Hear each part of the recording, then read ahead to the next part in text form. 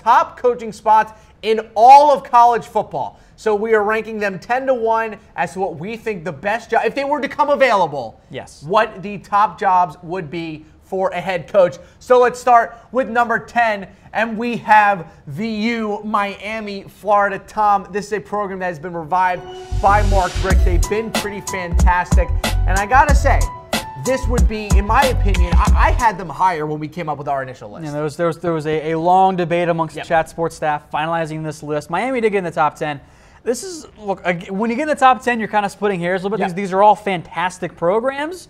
I would love to take the Hurricanes job. But like, if I were a head coach, like, I know that, okay, I'm in Coral Gables. I know the stadium is an issue. It's not really in their backyard. They kind of have to go a little bit to go play at Hard Rock Stadium. But it's the U. Yep. And I think that having that type of brand, even in the ever-spanning world of college football, which is much wider and it's not the same, these are your 4 games on TV this week, like it used to be quite a while ago. There's still the brand that comes with the U, and you know that you can recruit there relatively easily, even though recruiting is, again, more widespread. Reminder, or not a reminder, I haven't mentioned this yet. For the people at home, I just want to break down our criteria. We rank them on capability of winning, conference they were in, location of the school, their ability to recruit, and their ability to spend. Spending ability is a big one. You know, I'm sorry, but if Miami it's an arms race. If Miami can pay $6 million for Mark Richt and another program can't, Miami's going to get the advantage because they can pay that kind of money. So we have Miami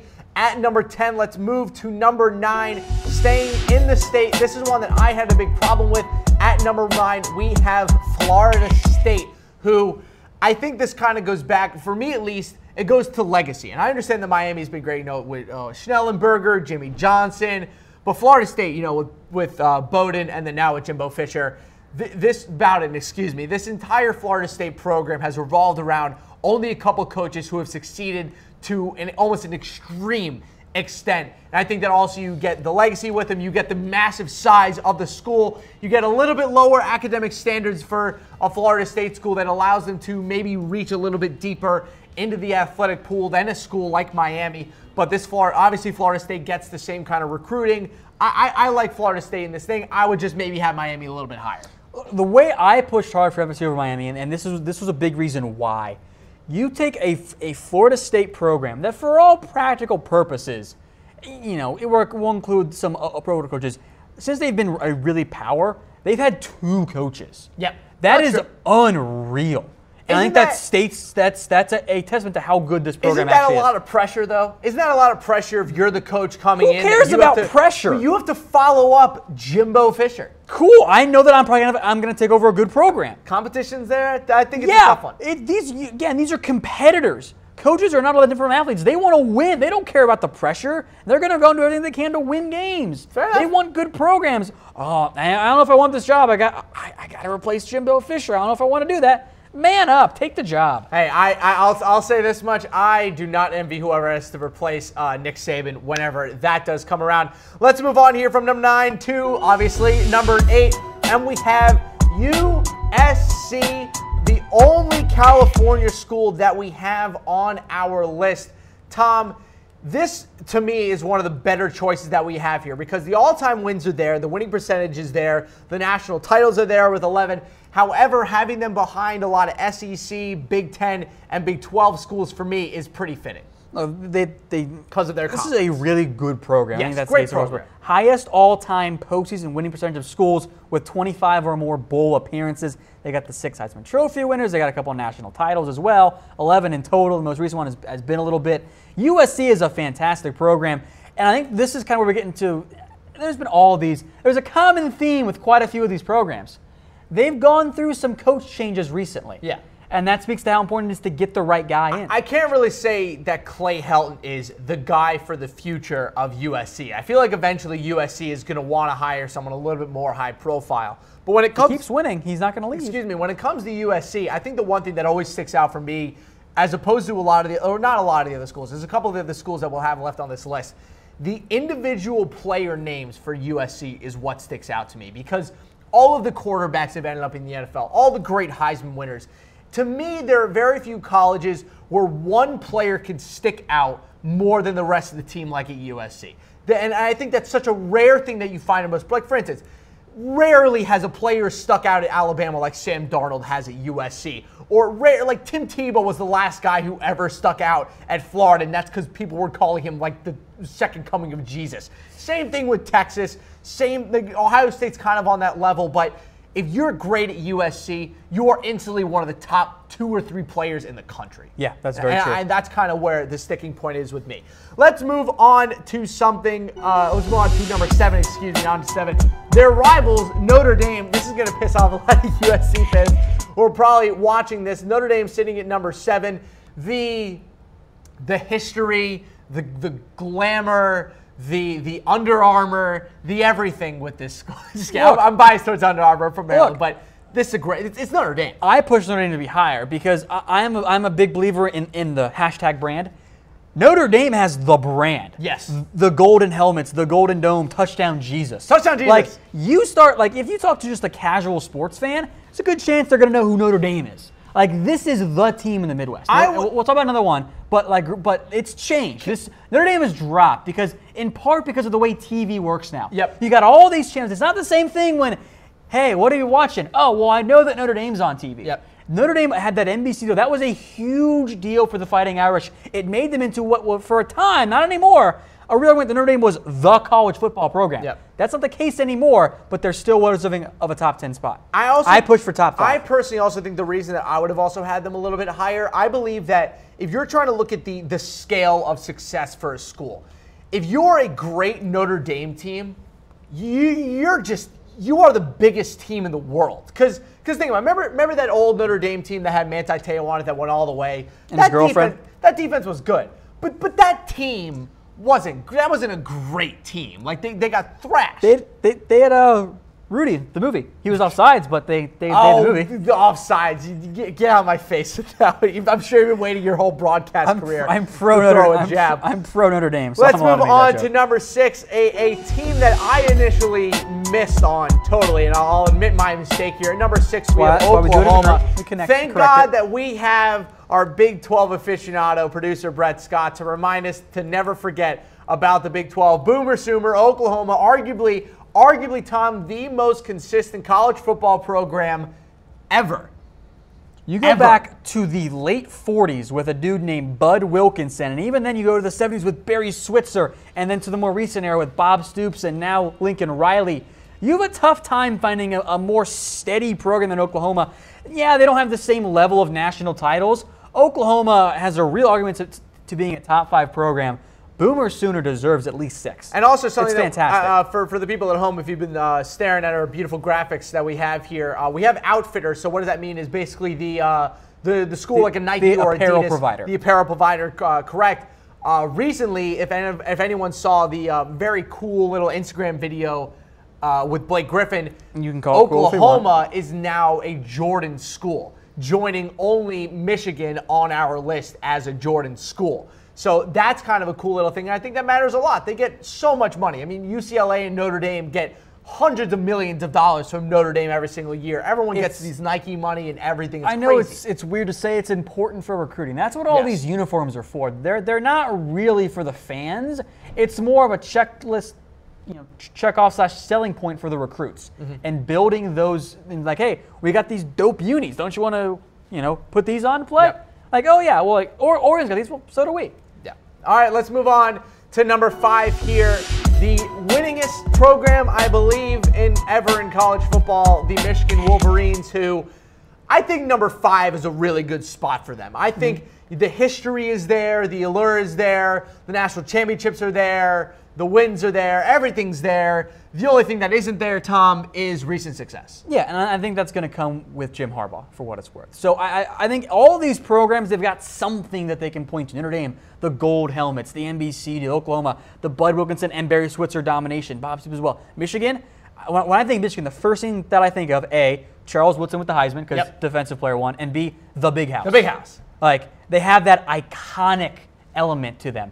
Michigan has that with the Big House. Plus, I think their uniforms are pretty cool too. I think the uniforms, I know that's whatever, but that's how we identify. So, when you have the iconic uniform, the helmet that everybody knows immediately what that team is, that matters. Dumb little thing for me that I've always found funny. I love that Michigan fans always say "Go Blue," despite the fact that everything else about their team is yellow. Like it's the one thing that it's always kind of "Go Blue."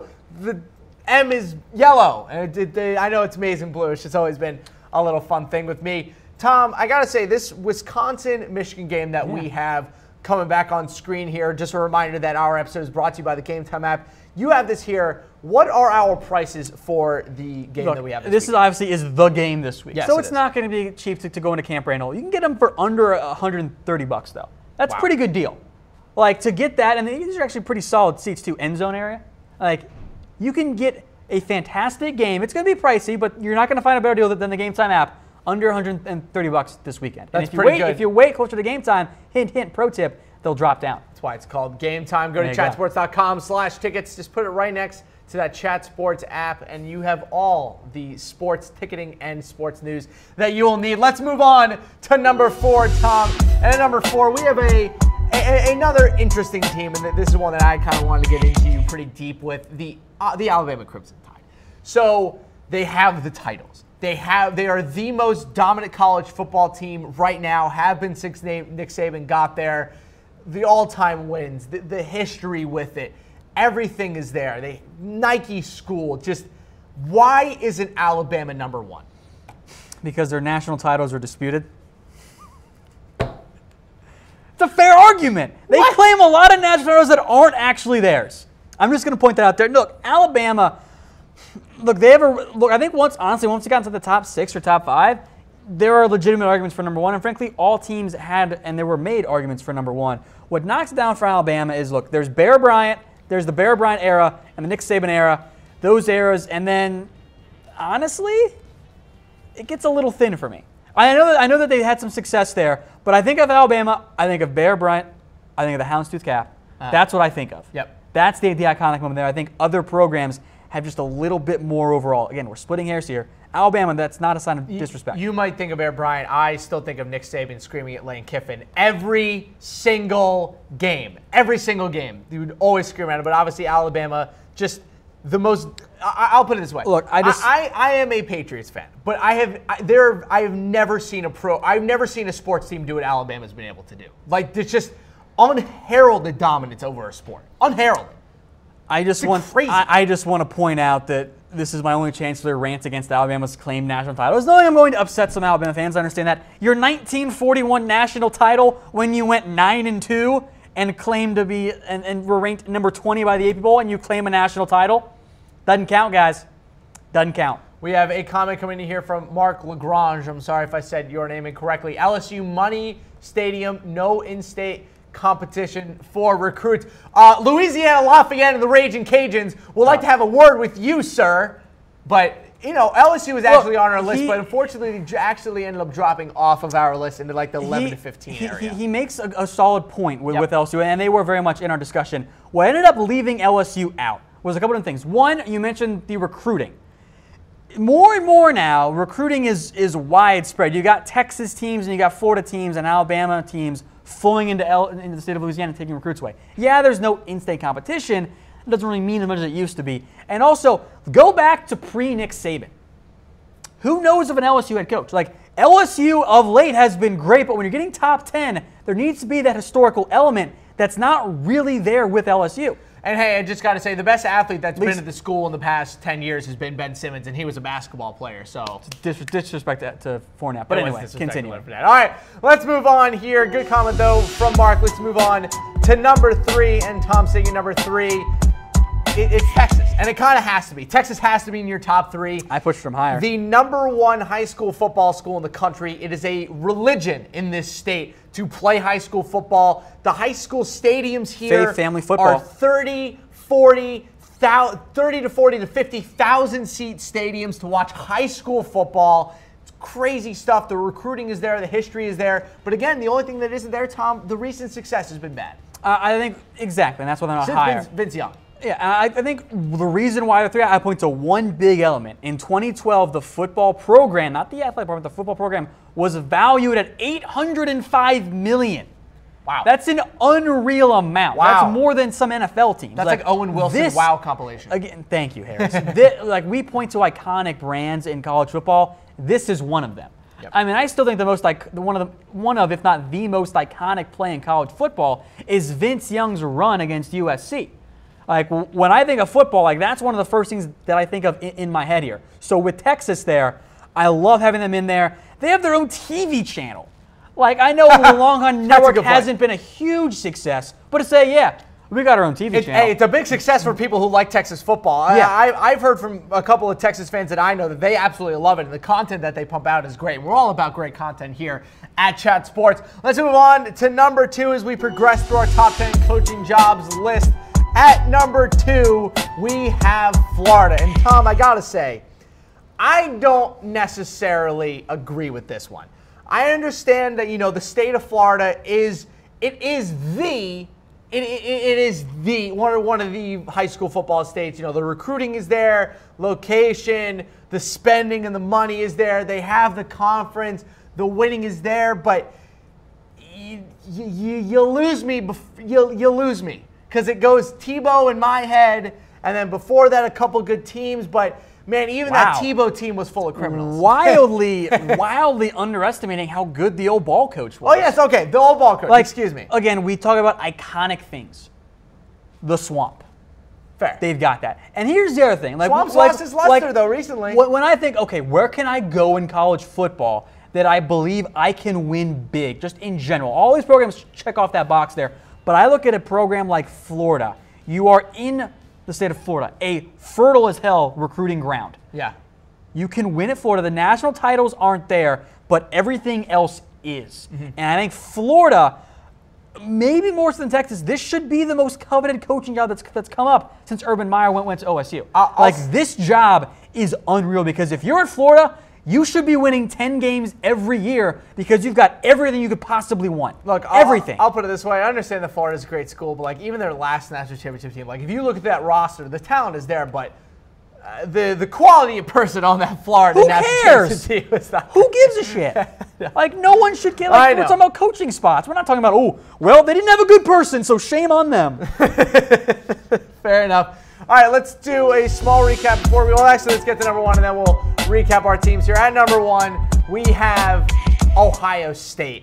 And Tom, I really do think, largest fan base in the country, largest alumni base, the most money, the largest ability to get recruits from all over the country, the horseshoe, the head coach, the legacy, the conference.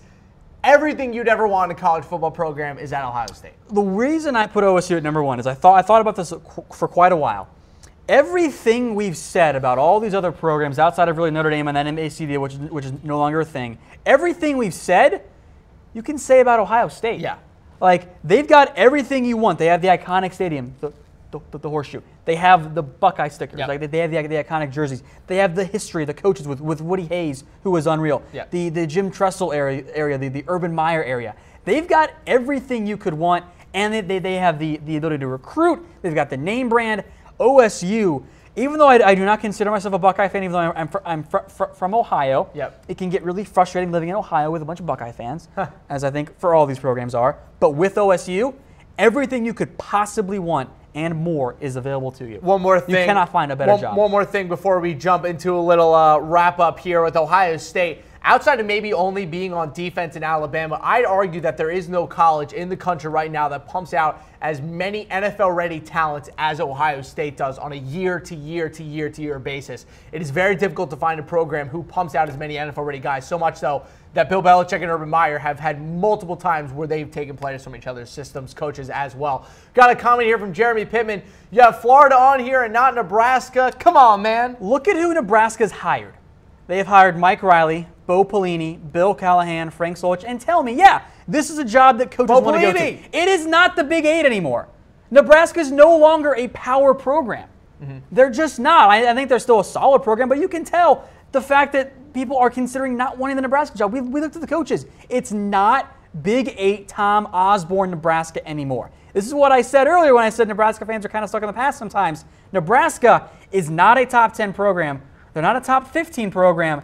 They might not be a top 25 program anymore. Nebraska is not the 1980s Nebraska anymore. They're just not. They're just not. But hey, they do have an opportunity to get them a coach that Yes, might they do. just put them back where they need to be. Let's run through the top 10 before we say goodbye. At number 10, we have the U, because, Tom, when the U is hot, it is all about the U. At number 9, we have Florida State. The Seminoles doing a great job there right now with Jimbo Fisher. At number 8, USC might be looking for a new head coach soon if Clay Helton can't get the job done. The king of the West Coast. Then we have Notre Dame, the Fighting Irish, the only independent school we have on the list. Brian Kelly, in my opinion, is going to be out kind of soon. I think they might have a pretty fun coaching job opening in the next couple years. At number 6, we have Oklahoma, the kings of the Big 12.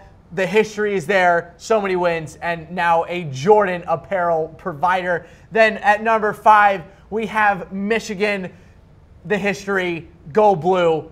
The big house. The friend of the chat sports community. We love our Michigan fans. We love them out there. At number 4, we have Alabama with Nick Saban and Bear Bryant doing well down there in the SEC. At number 3, we have Texas in the great state that Chat Sports currently presides in. At number 2, we have Florida, who is looking for a head coaching job. We'll have the show on loop if you want to see who the most likely candidates are. And then at number 1, we had the Ohio State Buckeyes. Urban Meyer is doing work, and it might just be impossible to find a school who pumps out more NFL-ready talent than Ohio State.